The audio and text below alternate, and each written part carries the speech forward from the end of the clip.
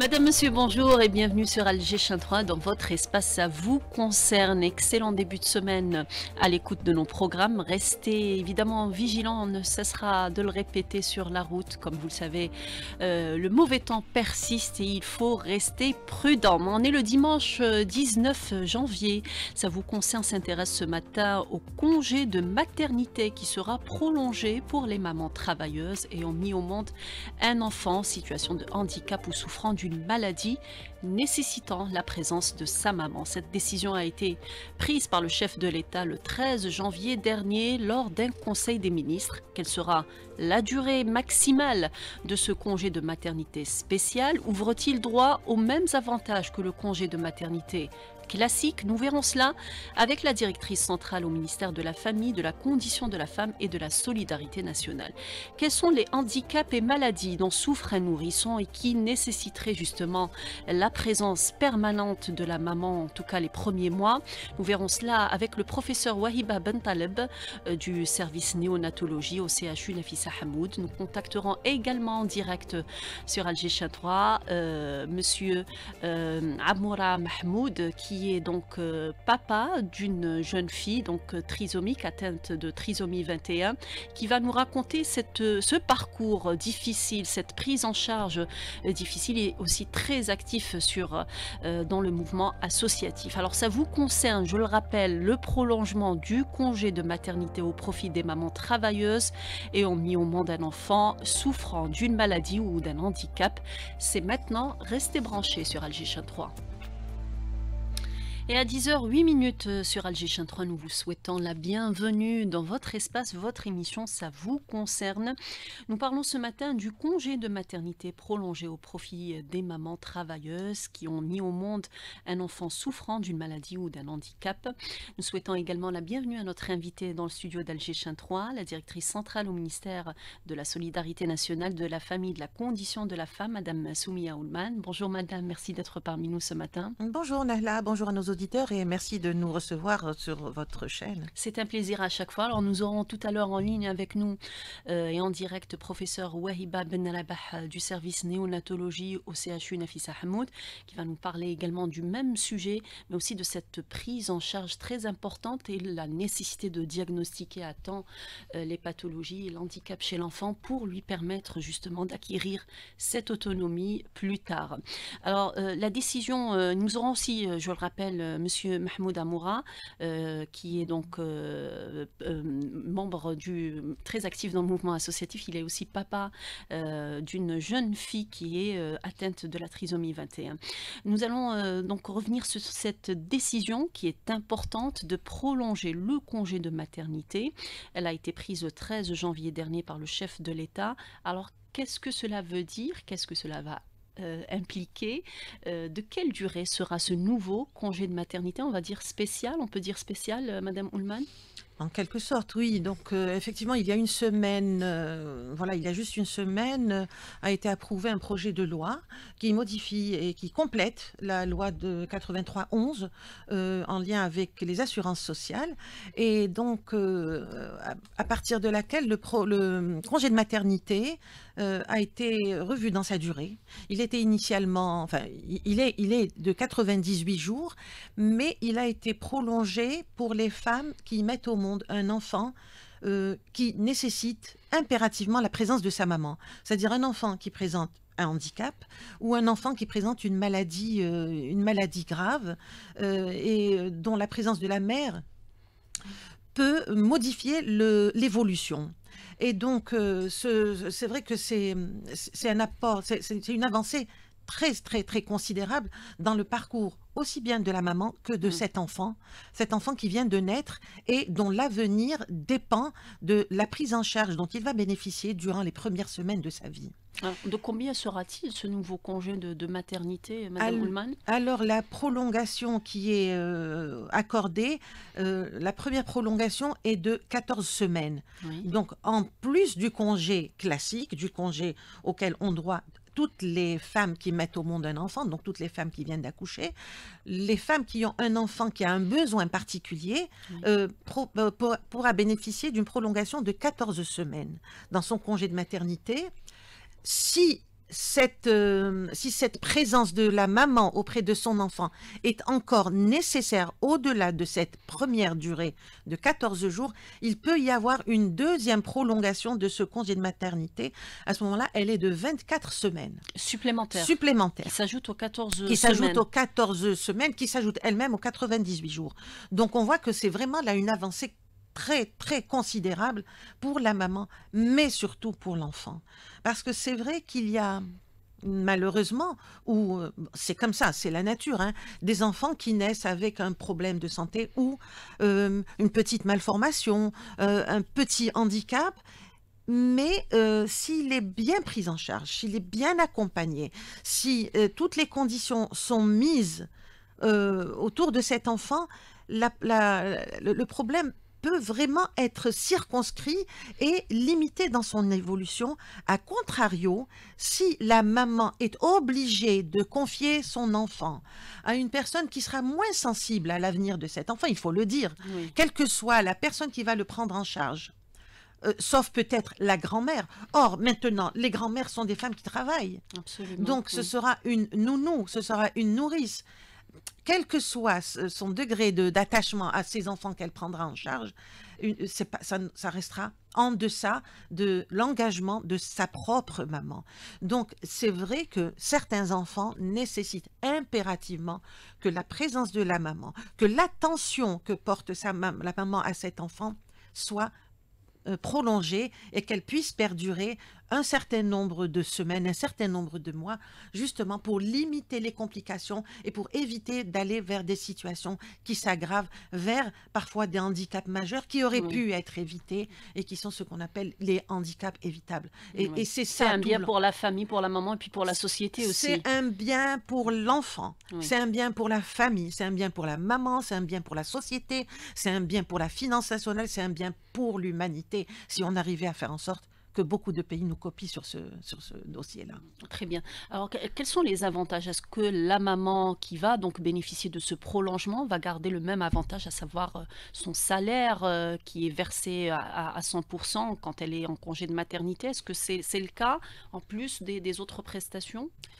La maman qui bénéficie de cette prolongation du congé de maternité continue de bénéficier des mêmes droits Oui, que ceux auxquels elle avait accès pendant son congé de maternité standard. C'est vraiment un apport énorme, on va le dire. Nous avons toutes été jeunes mamans avec des nouveau-nés. Notre séparation avec nos enfants a été très dure pour nous, probablement très dure pour eux-mêmes. On sait à quel point c'est difficile.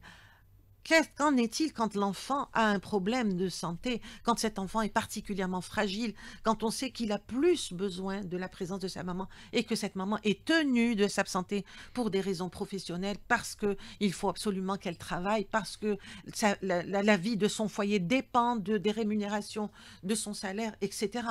Donc vraiment, c'est une avancée énorme, aussi bien pour l'enfant, comme vous le disiez tout à l'heure, pour la maman, pour la société, pour la finance nationale, pour la sécurité sociale, etc. Alors le dossier justement est entre les mains aujourd'hui de la CNAS qui donc s'occupe d'apporter les textes d'application Tout pour à fait. permettre donc la mise L'application, en œuvre de ce texte. Est-ce qu'on Oui. on a une idée sur est-ce qu'il y a une deadline pour justement l'entrée en vigueur de ce projet?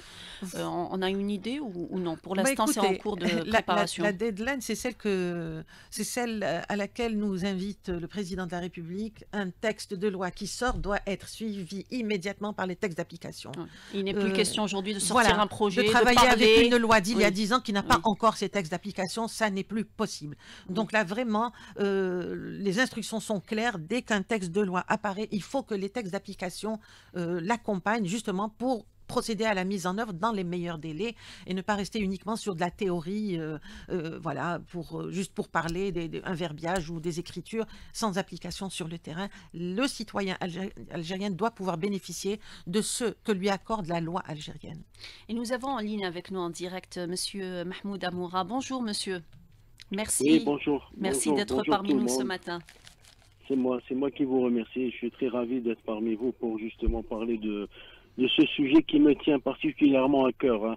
Oui. Moi, j'ai une fille Asma, âgée de 15 ans actuellement, qui est porteuse de trisomie 21. Donc, je connais vraiment au détail près la lourdeur de la prise en charge, et je parle de la prise en charge précoce dès la naissance, hein. Oui. C'est très très important pour l'enfant certainement, bien sûr, et que sa maman en particulier soit à côté de lui pour l'accompagner, pour être là, pour le consoler, pour l'encourager, pour l'accompagner. Voilà. Oui. Donc, je ne peux que me réjouir de cette nouvelle loi concernant le congé de maternité.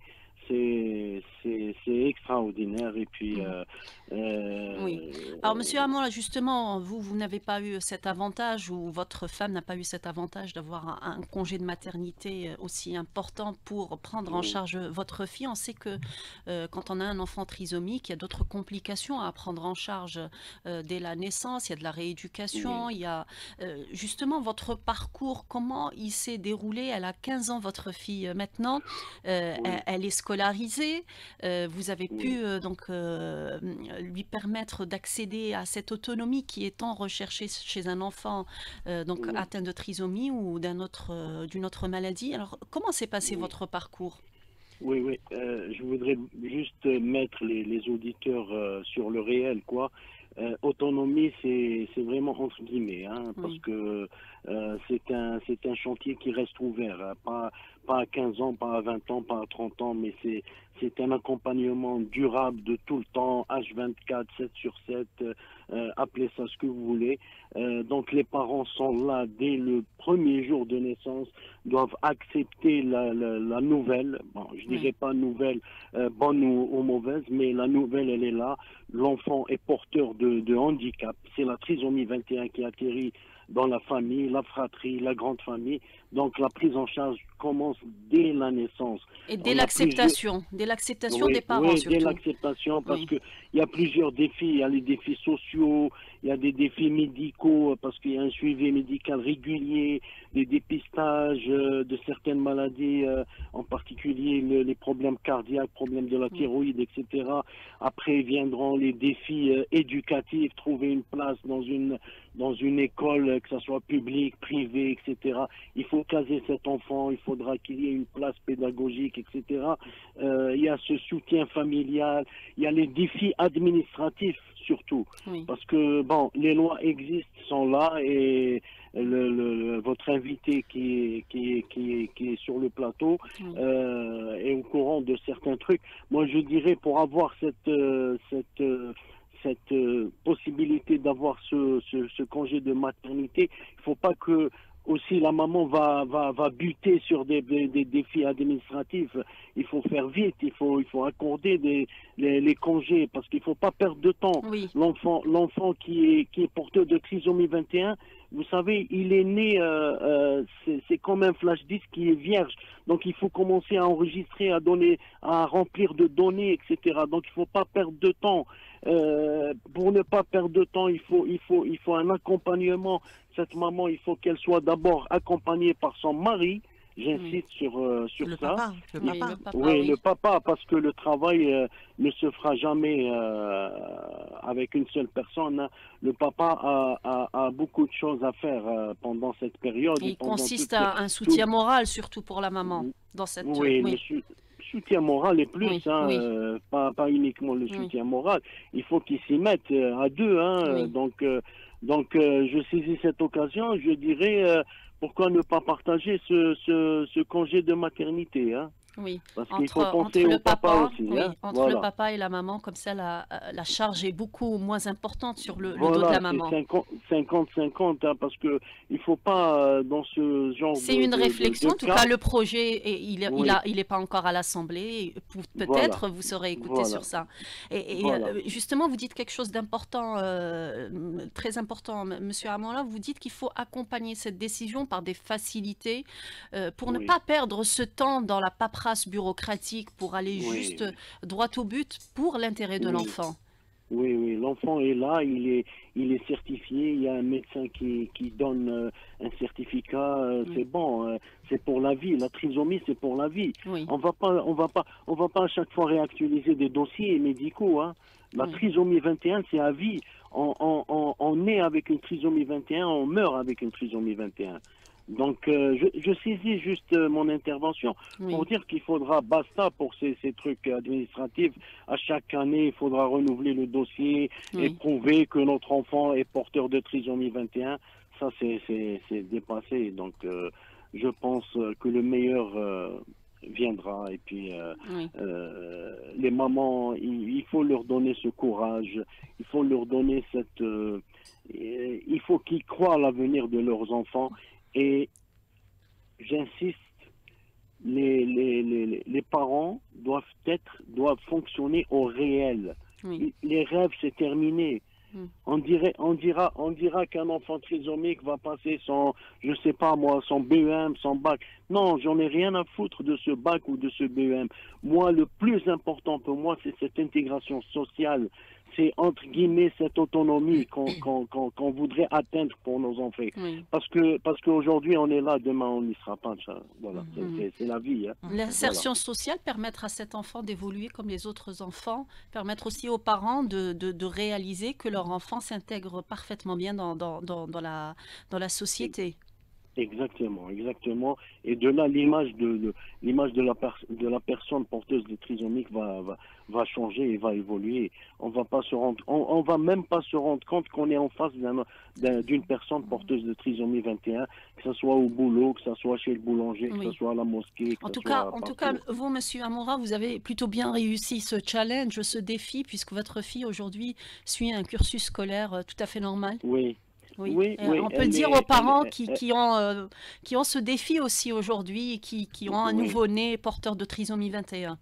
Non, il y a beaucoup d'espoir. Moi, quand je reviens 15 ans en arrière, bon, je dirais, nous avons accompli un travail de sensibilisation dans ce sens justement pour que les générations à venir trouveront déjà le terrain déjà préparé et puis le tremplin est là, donc il faudra avancer et gagner du temps. Voilà, Merci beaucoup, Monsieur, c'est Monsieur moi, Amoura, d'avoir c'est moi. participé à cette émission et d'avoir donné ce témoignage sur le terrain, parce que vous êtes sur le terrain et Voilà. vous avez conscience de ce qui se passe réellement. Merci à vous. Voilà. C'est moi qui vous remercie et bon courage. Une bonne Salutations à vos continuation à vous. invités. Merci. C'est comme ça. Au revoir. Merci. Chapeau, vraiment chapeau. C'est une expérience. On sent que c'est un vécu. Il a vécu de façon très très intense son expérience avec sa fille. Sa fille à laquelle on fait un gros câlin, on fait un gros bisou parce que c'est des personnes extrêmement attachantes, les personnes atteintes de trisomie 21. Et ce sur quoi j'ai vraiment buté de là quand il a parlé, quand il a dit aux parents de ne pas imposer ou exiger de leurs enfants qu'ils aient le bac ou qu'ils aient le BEM. C'est vrai, ce ne sont pas nos fantasmes et nos attentes qu'on doit réaliser au travers de nos enfants, a fortiori quand ces enfants sont atteints d'un problème de ce type. Il s'agit de leur bonheur, il s'agit de leur intégration, pas d'une réalisation de mes rêves Personnel. ou de mes ambitions à moi. Oui. Et du coup, je suis déçue parce que cet enfant ne pourra pas réaliser ce que moi j'ai envie de réaliser et que je n'ai pas réalisé du reste. Donc, il faut laisser à cet enfant cette liberté de réaliser ce qu'il peut réaliser, ce qu'il est en capacité de réaliser, bien sûr en l'aidant à faire le maximum, à faire ressortir le meilleur de lui-même, de sorte qu'il soit heureux et intégré. C'est ça le plus important. Il faut rester Et attentif. il faut rester attentif et fier de son enfant dans ses réalisations, dans ce qu'il peut faire et non pas dans ce qu'il ne peut pas faire. Et ça, c'est très important parce que très souvent, les parents sont déçus parce que l'enfant ne peut pas faire. Et ils oublient tout ce que l'enfant peut faire. Et ça, c'est par la suite, l'enfant lui-même, il se sent comme un échec. Oui. À cause du regard de ses parents. Donc vraiment, là, il y a un travail sur les parents, un travail des parents sur eux-mêmes, sur leur regard, sur leurs enfants. Donc c'est vrai que ce congé de maternité qui a été prolongé va permettre donc aux mamans, monsieur Amoura l'a bien exprimé, de pouvoir mieux s'occuper de leurs enfants. Et elles auront la chance également de pouvoir éviter, dans certains cas où les handicaps ou les maladies sont lourdes, elles vont éviter d'abandonner On va y revenir Voilà, justement parce leur que parcours. ce sacrifice, il n'a pas lieu d'être parce que la femme doit continuer à vivre même si son enfant est porteur d'un handicap. Ce n'est pas la fin du monde. Ce n'est pas la Il fin faut du monde. continuer à avancer. Mhm. On va voir ça justement tout à l'heure, Mhm. Madame Ullmann. On va juste rebondir peut-être sur cette paperasse bureaucratique, cette bureaucratie qui a la peau dure. On Oui, voit aujourd'hui que l'Algérie avance vers la numérisation, c'est juste. que à l'avenir Mhm. peut-être on aura ces données qui seront vraiment ouvertes et accessibles à toutes les administrations. Mhm. C'est en tout cas Oui. l'objectif Oui, c'est aujourd'hui. vrai que c'est un objectif. On voit que chaque année, on est tenu, les administrations sont tenues de procéder à des facilitations des procédures administratives. Vraiment, c'est un dossier sur lequel le président de la République insiste Oui. beaucoup.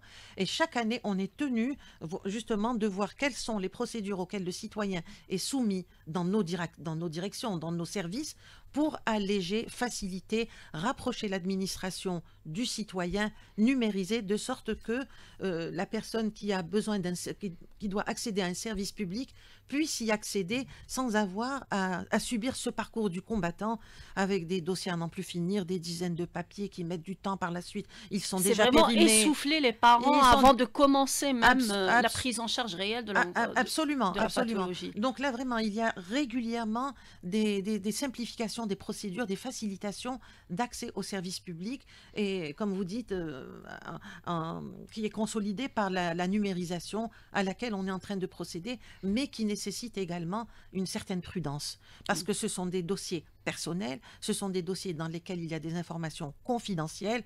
Donc vraiment, là, on tient à ce que les choses se fassent sans précipitation pour éviter les erreurs qui peuvent être extrêmement dommageables. Et puis il y a de l'argent public qui est dépensé. Il y a de l'argent public qui est dépensé, donc vraiment tout ça doit se faire dans les règles de l'art, avec sérénité, en maîtrisant les différentes étapes pour arriver à un dispositif facilité, mais sécurisé et performant. Très bien.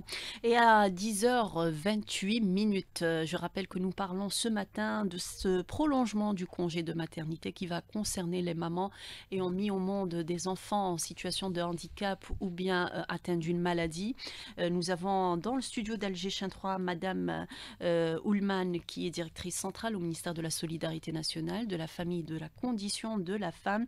Et nous allons avoir en ligne avec nous dans quelques instants professeur Wahiba Ben Labah du service néonatologie CHU Nafissa Hamoud, qui va justement nous en dire un peu plus sur ces maladies, pathologies et puis handicaps qui ouvrent donc ce droit et qui nécessitent absolument la présence de la maman. On revient juste après. Et à 10h33, nous sommes ravis de vous retrouver sur Alger Chin 3 dans votre espace, votre émission Ça vous concerne. Nous parlons ce matin de cette décision du président de la République prise le 13 janvier dernier de prolonger le congé de maternité pour les mamans travailleuses ayant mis au monde un enfant en situation donc de handicap ou bien un enfant atteint d'une maladie qui nécessite absolument la présence de la maman. Nous allons justement revenir sur cette prise en charge, sur la nécessité de diagnostiquer dès la naissance ces pathologies et cet handicap chez l'enfant. Et nous avons avec nous en direct sur Alger Chin 3, professeur Wahiba Ben Labah. Bonjour professeur. Bonjour madame. Merci d'être parmi nous ce matin. C'est moi qui vous remercie. Alors, vous êtes du service néonatologie CHU Nafissa Hamoud. Et justement, donc, le sujet de ce matin, on va essayer de comprendre quelles pourraient être les pathologies ou bien les maladies qui ouvrent droit à ce type de congé de maternité de 0 à 3 ans. Vous êtes donc au service de néonatologie. Est-ce que vous pouvez nous dire quelles sont ces pathologies, ces maladies qui nécessite absolument une longue prise en charge et du coup la présence de la maman? Bien sûr, il y a plusieurs pathologies et on va insister essentiellement sur les pathologies qui entraînent les handicaps et qui sont déjà retrouvées ou bien de cause néonatale. Oui. Ces handicaps comprennent l'infirmité motrice cérébrale, l'IMC, et des déficits mentaux qui peuvent être de différentes natures, qu'elles soient motrices, cérébrales ou mentales. Et les causes principales des handicaps néonataux sont essentiellement l'asphyxie, qui existe toujours dans notre pays, malheureusement, et c'est une pathologie qu'on peut prévenir par le bon suivi de la grossesse et essentiellement à l'approche de la naissance de l'enfant. Et on a aussi les naissances prématurées, essentiellement les nouveau-nés qui naissent prématurément avant les 32 semaines et qui peuvent avoir des complications cérébrales telles que la leucomalacie, les hémorragies cérébrales et tout. Et on a les nouveau-nés qui naissent avant 37 semaines. C'est une légère prématurité, mais leur prématurité légère est associée à un retard de croissance intra-utérin. Et on a d'autres pathologies, les malformations cérébrales, on a les méningites néonatales qui peuvent retentir sur le développement cérébral et entraîner ce qu'on appelle un handicap ou bien une paralysie cérébrale. Et on a l'ictère néonatal grave qui peut entraîner une encéphalopathie hyperbilirubémique. Et on a aussi les aberrations chromosomiques, surtout ce qu'on a, c'est les trisomies 21. Et après, il y a d'autres pathologies, plusieurs pathologies qui vont retentir sur le développement cérébral et entraîner un certain handicap de degré variable. On voit que la liste est très très longue Une liste qui est très très longue. À énumérer donc par pathologie, par maladie. J'imagine qu'il y en a d'autres. Et ce qui est important à dire, c'est que ça peut arriver à tout le monde, à toutes les mamans, de mettre au monde un enfant. Toute famille risque d'avoir un enfant qui peut développer un handicap à des degrés différents. Rien qu'une naissance prématurée, et actuellement, les naissances prématurées sont de plus en plus de nombre important, et grâce au développement de la procréation médicalement assistée, et la femme qui travaille, donc elle est plus sujette à accoucher prématurément. Donc on voit que c'est important comme nombre et comme bénéficiaire peut-être par la suite, bon on l'espère pas, mais si la situation donc le prévoit ou le nécessite, il y a évidemment ce congé de maternité qui a été prolongé. On va revenir peut-être sur cette prise en charge. Pourquoi aujourd'hui on parle de cette nécessité de mettre le diagnostic à temps, de poser ce diagnostic pour permettre une bonne prise en charge? Qu'est-ce que cela veut dire, professeur? Cela veut dire que détecter ou dépister avant l'installation franc d'un handicap chez l'enfant permet une prise en charge adéquate et précoce. Prise en charge précoce et adéquate veut dire une réduction du pourcentage de l'handicap, de l'importance de l'handicap. Et il y a certains nouveau-nés, on ne va pas attendre que l'handicap s'installe ou bien les anomalies qui vont être détectées soit par les parents ou bien pour les pédiatres, un pédiatre général. Donc, il faut qu'ils soient suivis juste après leur sortie de la maternité. Nous, on a cette chance et certains de services de néonatologie orientent leurs enfants au niveau de centres de neurodéveloppement de Baba Hassan, qui permet de dépister et diagnostiquer et prise en charge avant l'installation de l'handicap. D'ailleurs, nous saluons Madame professeure Halidi qui est à la tête de ce centre, qui travaille dans des difficultés. Oui. Ça, on rappelle que c'est le seul centre qui est disponible en Algérie. Qui existe en Algérie, qui doit être démultiplié parce que Alger, c'est pas l'Algérie. Oui. Et donc, déjà, ce centre, il peut pas couvrir Alger.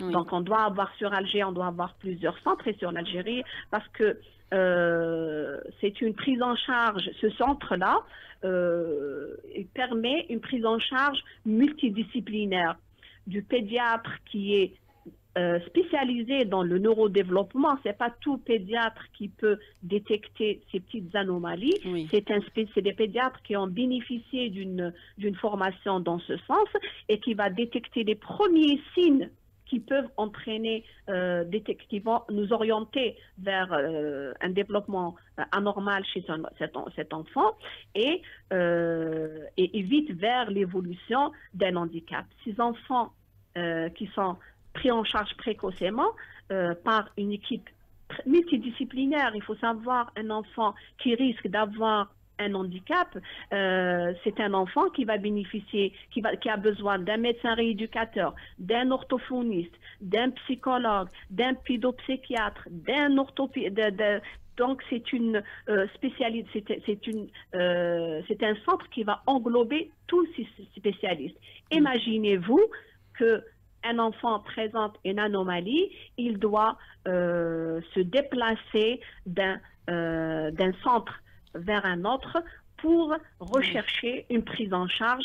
C'est une charge pour les parents qui vont, et souvent, les parents, ils vont baisser les bras, ils vont s'occuper de leur enfant du mieux qu'ils peuvent, mais parce qu'il y a des contraintes que tout le monde connaît ici par rapport à la prise en charge des handicaps. Et là, Malgré qu'il y a eu une amélioration, oui. déjà rien que la création de ce centre qui n'est pas encore, qui n'a pas son assise judiciaire, moi je ne peux pas juridique dans ce sens, mais on doit penser à garder ce centre qui travaille vraiment dans des difficultés. C'est des bénévoles qui sont là-bas, qu'on salue, mais il faut faire un effort pour le garder, ce centre, et développer d'autres, Inch'Allah. Inch'Allah. Alors, vous disiez, professeur, que la prise en charge, donc, elle est lourde pour les parents. Un parent, donc, qui est confronté à tous ces obstacles et qui, au bout du chemin, donc, décide d'abandonner, de garder son enfant, de le prendre en charge à la maison, qu'est-ce que cela implique pour l'enfant, pour les parents et puis pour la société? Que devient cet enfant? Bien sûr, cet enfant, s'il n'est pas pris en charge correctement, si les parents n'ont pas été accompagnés dans la prise en charge de leur enfant, ils vont abandonner et c'est un enfant qui va avoir un handicap plus important. Parce que là, on parle d'accompagner les parents. Il faut qu'ils prennent conscience aussi de la situation, c'est cela? Ah ben oui, mais ils vont le faire, ces parents-là. Être parent d'un enfant en situation de handicap requiert un investissement important qui doit être reconnu, même s'il est fait naturellement et avec amour. Ils vont le faire, ils vont faire du mieux pour leur enfant, c'est leur enfant. Mais il y a certaines choses qu'ils ne peuvent pas assurer. On doit les accompagner, par exemple, rien que la rééducation, leur montrer comment faire des mouvements. Ils vont continuer à les faire à la maison. Mais il faut leur donner les moyens. Il faut qu'ils soient orientés. Il ne faut pas qu'ils soient perdus d'un centre, d'un hôpital à un autre. Oui, il faut qu'il y ait un chemin tracé, connu. Oui. Comme il est actuellement avec le centre de Baba Hassan, identifié. Oui. Et tout doit être centré et rassemblé dans ce centre. Parce que il peut avoir une prise en charge le même jour. Il va avoir le pédiatre qui est neuro, il va avoir l'orthophoniste, la pédopsychiatre si l'on a besoin, et bien sûr les parents vont soutenir ces parents qui sont là en face à un handicap, c'est très lourd pour les parents. Oui. Imaginez, élever un enfant normal, c'est difficile, il faut une préparation pour les parents. Alors là, un enfant qui présente un handicap est dans une société qu'on n'a pas cette culture d'accepter les enfants qui sont différents. Oui. Oui. Alors, dès la naissance, il faut accompagner les parents et puis accompagner et tracer ce chemin de suivi pluridisciplinaire pour l'enfant. On sait qu'aujourd'hui, et la science l'a démontré, que la présence de la maman est primordiale pour que cet enfant, notamment pour les prématurés, on voit qu'il y a des séances de câlins pour porter l'enfant, pour qu'il ait cette chaleur de la maman. C'est important. Aujourd'hui, c'est carrément le début du traitement. Ah ben oui, la présence de la maman. Déjà, la maman, quand elle accouche d'un nouveau-né prématuré, elle a un sentiment de culpabilisation. Donc, elle se culpabilise. Ça veut dire je n'ai pas pu à terminer ma grossesse. Donc, on va l'aider pour terminer en quelque sorte cette prise en charge de nouveau-né en néonatologie déjà, quand elle est hospitalisée, porter son enfant, à participer à ses soins qu'elle peut donner, changer par exemple la couche, lui donner à téter par le sein si elle peut, sinon elle tire son lait et elle doit participer. Les soins doivent être centrés sur l'enfant et les parents. Il n'y a pas que l'enfant. Donc, on doit centrer les soins qui sont donnés à l'enfant. Il n'y a pas qu'un protocole de médicaments qu'on doit donner à l'enfant et ça se termine là. Là, non. Maintenant, ça a changé. Il faut que les soins soient centrés sur le nouveau-né et la maman. Donc, la prise en charge doit commencer déjà durant l'hospitalisation et qui va se poursuivre après selon le cas de l'enfant qui nécessite un suivi plus approfondi dans des centres très spécialisés. C'est un enfant qui est souvent appelé à rester en milieu hospitalier, très souvent? Oui. Plus la prématurité est importante, plus on est par exemple un nouveau-né qui naît à 28 semaines, il passe minimum 3 mois. Oui. 3 mois d'hospitalisation, donc déjà 3 mois pour les parents, c'est l'aller et retour entre l'hôpital et la maison. Alors, la nouveauté, donc, l'objet donc de cette émission, c'est ce congé de maternité qui a été prolongé.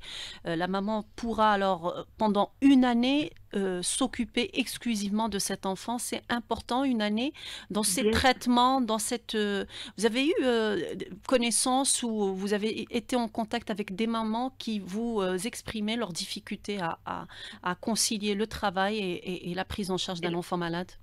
Déjà, je vous le dis, déjà, pour les nouveau-nés qui sont hospitalisés, plus la durée d'hospitalisation, on a des nouveau-nés qui restent là j'ai des nouveau-nés qui ont 4 mois d'hospitalisation. Déjà, le congé de maternité a été épuisé. C'est épuisé, Oui.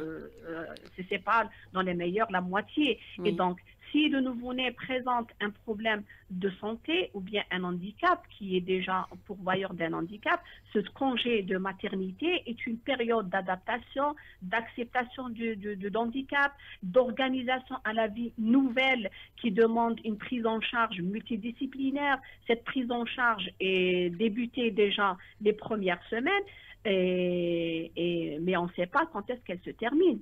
Oui. Donc, un congé, on a souvent la demande des mamans travailleuses qui demandent de prolonger leur congé de maternité pour pouvoir s'occuper de leur enfant. Oui. Donc, la présence de la maman est très importante.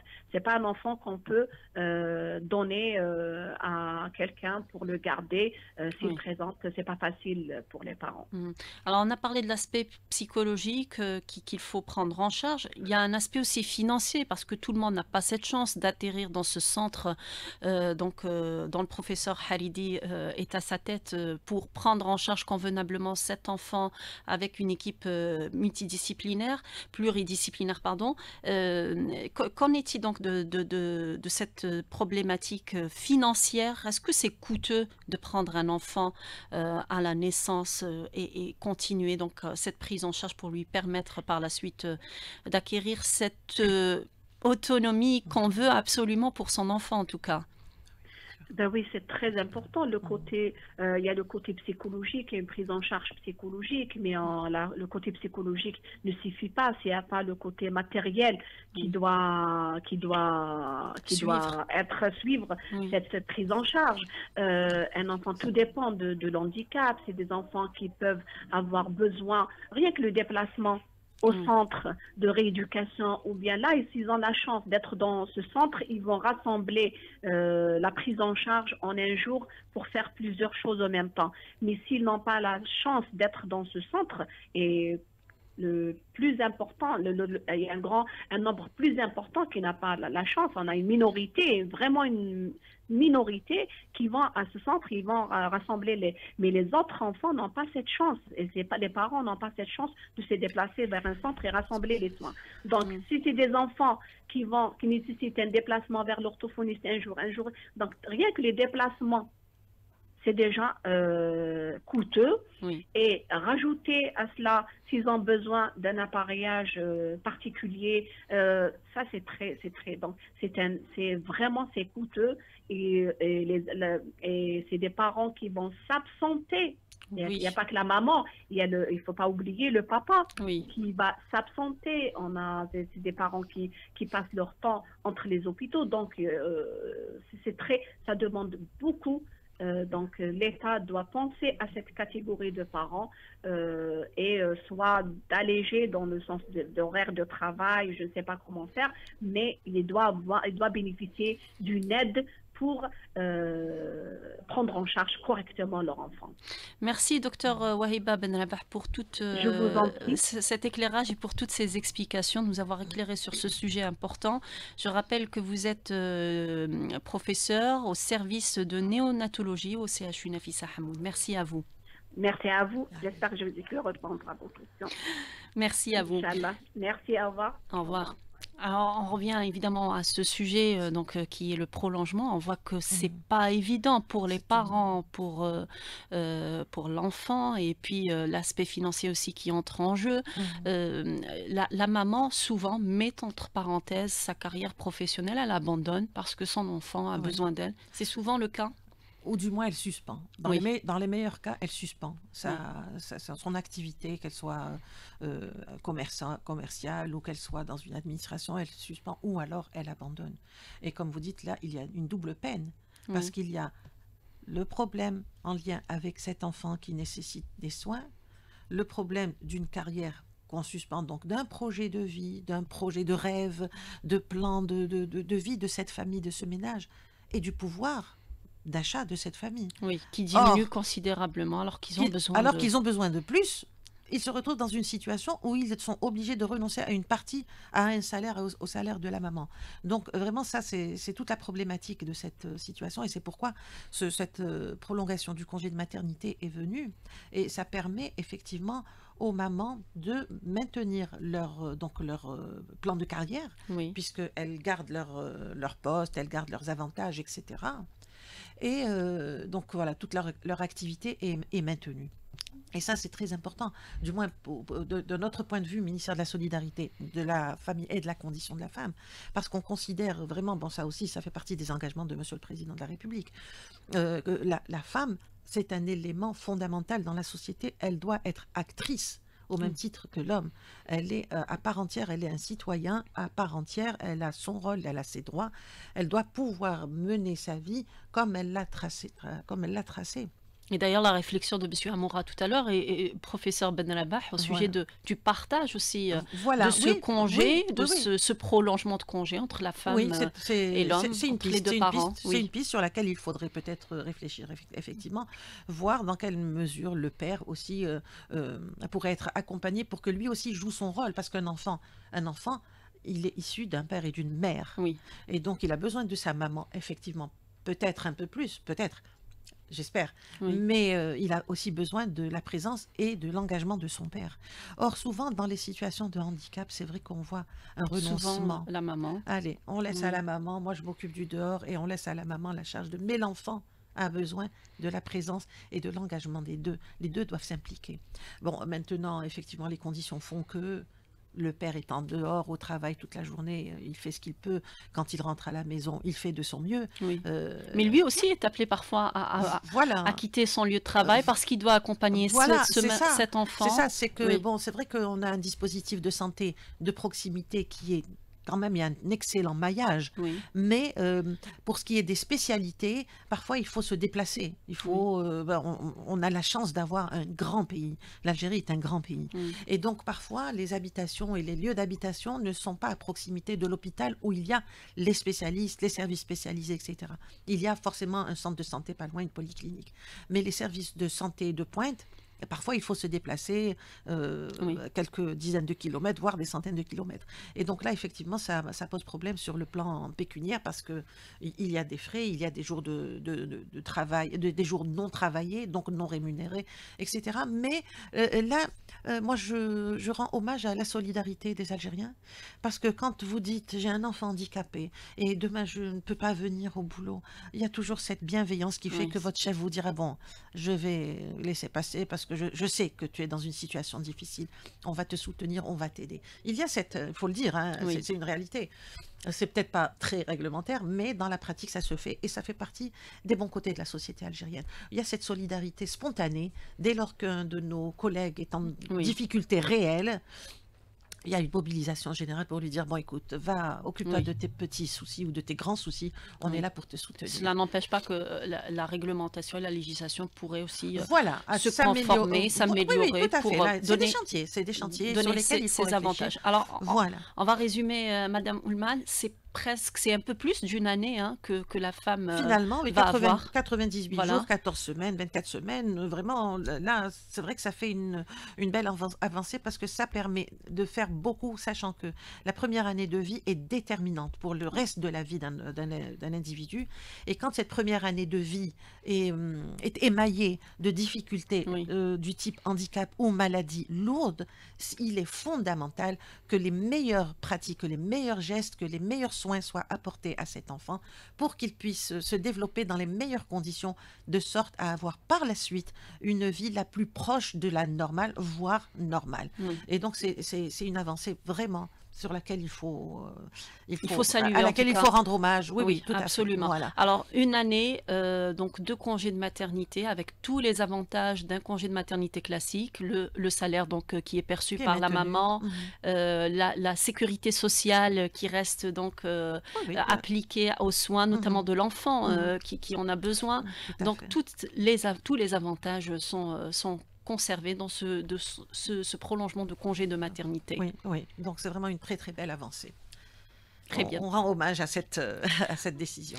J'espère que le projet donc qui va découler donc de cette décision va bientôt voir le jour. En tout cas, les textes d'application sont en cours de préparation au niveau du ministère du Travail pour justement permettre une application, une mise en œuvre immédiate après sa sortie.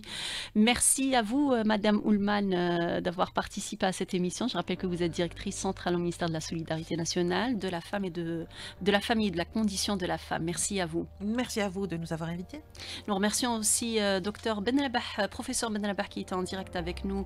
Elle est du service de néonatologie au CHU Nafissa Hamoud. Et puis nous avons eu aussi le témoignage de M. Amoura sur la trisomie 21, sur cette prise en charge qui s'avère lourde pour les parents. Merci à vous de nous avoir suivis. Merci à Hakim Belmoussa qui était à la réalisation, Myriam à la régie d'antenne, Ikram au streaming et à la technique Yassine. Je vous retrouve demain pour un nouveau sujet.